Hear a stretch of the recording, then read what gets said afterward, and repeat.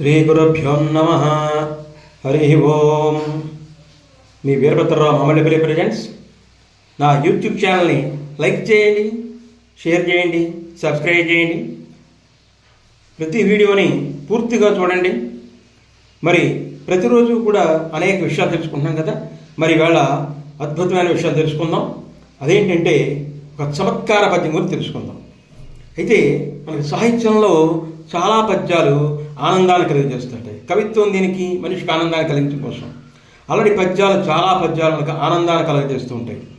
కొన్ని పద్యాలు సంతోషాన్ని కలగజేస్తాయి, కొన్ని పద్యాలు చమత్కారంగా ఉంటూ ఉంటాయి. మరి చాటు పద్యాలని ఇలా రకరకాలుగా వింటూ ఉంటాం కదా. చాటు పద్యాలు కూడా చాలా వాళ్ళ యొక్క గొప్పతనాన్ని తెలియజేస్తుంటాయి కదా. అలాగే చమత్కారమైన పద్యాలు కూడా రాసే కవులు కూడా మనకు చాలామంది ఉన్నారు. అటువంటి చమత్కార పద్యాల్లో ఒక చమత్కార పద్యం గురించి ఇవాళ తెలుసుకుందాం. ఆ చమత్కార పద్యం ఏంటో చూద్దాం. ఎంత అద్భుతంగా ఉంటుందో ఈ వీడియోని పూర్తిగా చూడండి. ఈ చమత్కార పద్యం పూర్తిగా వినండి, చాలా బాగుంటుంది.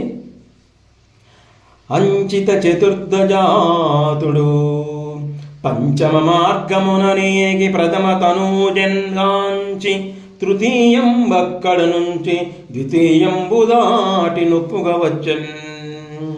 మరి ఇంకోసారి చూస్తాను. అంచిత చతుర్థజాతుడు పంచమ మార్గముననేగి ప్రథమ తనూజన్గాంచి తృతీయం బక్కడ నుంచి ద్వితీయంబు దాటి నొప్పుగా వచ్చన్. మరి ఈ పద్యంలో ఉండే చమత్కారం ఏంటో చూద్దాము. మరి దీని భావం ఏంటి? గొప్పవాడైనటువంటి నాలుగో వారి కుమారుడు ఐదో మార్గంలో వెళ్ళి మొదటి కుమార్తెను చూసి మూడవ దానిని అక్కడ ఉంచి రెండవ దానిని దాటి వచ్చును. అదేంటి? నాలుగో వాళ్ళేంటి, మూడో వాళ్ళేంటి, రెండో వాళ్ళేంటి? ఇట్లా విచిత్రంగా ఉంది పద్యం అంతా కూడా. మళ్ళీ ఒకసారి చూద్దాం భావం. గొప్పవాడైనటువంటి నాలుగో వారి కుమారుడు ఐదవ మార్గంలో వెళ్ళేట, మొదటి కుమార్తెను చూసేట, మూడవ దానిని అక్కడ ఉంచేట, రెండవ దాన్ని దాటి వచ్చేసేట. మనకి అర్థం కావట్లా. భావం చెప్పి పద్యము అర్థం కావట్లా, భావం అర్థం కావట్లా. ఏమిటి దీంట్లో చమత్కారం? ఒక్కసారి మనం పంచభూతాలని జ్ఞాపకం చేసుకోవాలి.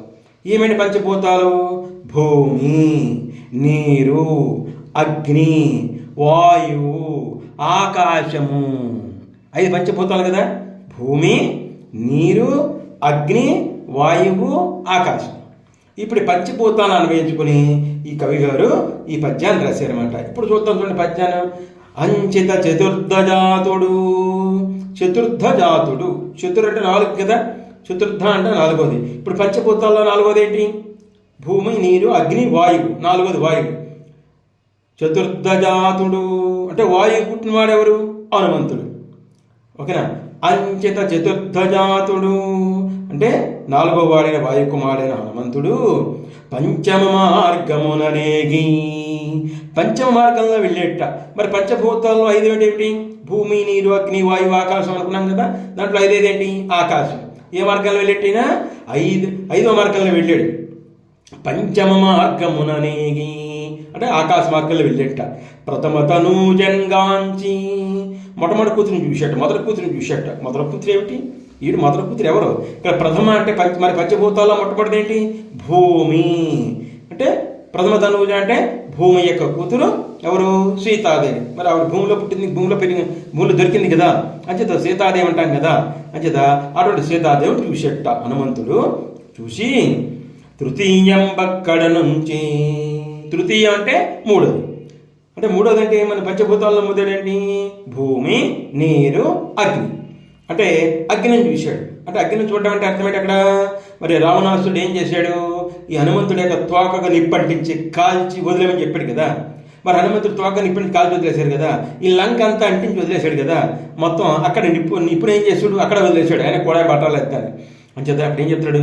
తృతీయం బక్కడ నుంచి ఆ 3వ అగ్ని అక్కడ ఉంచేశాడు. ఉంచేసి ఏమన్న తర్వాత ద్వితీయంబు దాటి 2వది దాటేట.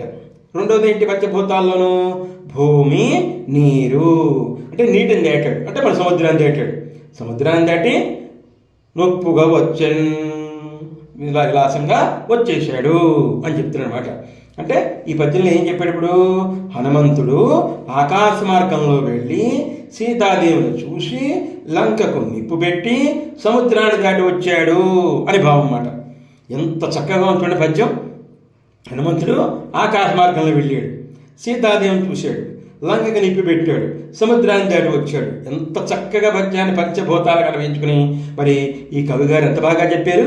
అంచిత చతుర్థజాతుడు పంచమార్గముననీకి ప్రథమతను జన్గాంచి తృతీయం బక్కడ నుంచి ద్వితీయంబు దాటి నొప్పుగా వచ్చెను.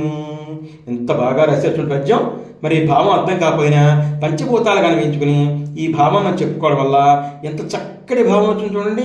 హనుమంతుడి మీద ఎంత చక్కగా ఈ కవి గారి రచించినటువంటి పద్యాన్ని. ఇటువంటి పద్యాలు మన సాహిత్యంలో అద్భుతాన్ని కలిగించేటువంటివి, చమత్కారాన్ని కలిగించే పద్యాలు, అనేకమైన పద్యాలు మన దీంట్లో కనబడుతూ ఉంటాయి. అంచేత ఇటువంటి పద్యాలను మనం ఆదరించాలి. ఇటువంటి పద్యాన్ని రాసిన కవి గారికి మన నమస్కారాలు, ధన్యవాదాలు తెలియజేసుకుంటూ ఇటువంటి పద్యాలని, ఇటువంటి వీడియోలు చేసుకుంటూ అనేకమైన విందాం. నా వీడియోని పూర్తిగా చూడండి, లైక్ చేయండి, షేర్ చేయండి, సబ్స్క్రైబ్ చేయండి. ఓం నమః శివాయ, ఓం సాయిరాం. ధన్యవాదాలు. వీరభద్రరామారావు ప్రజెంట్స్.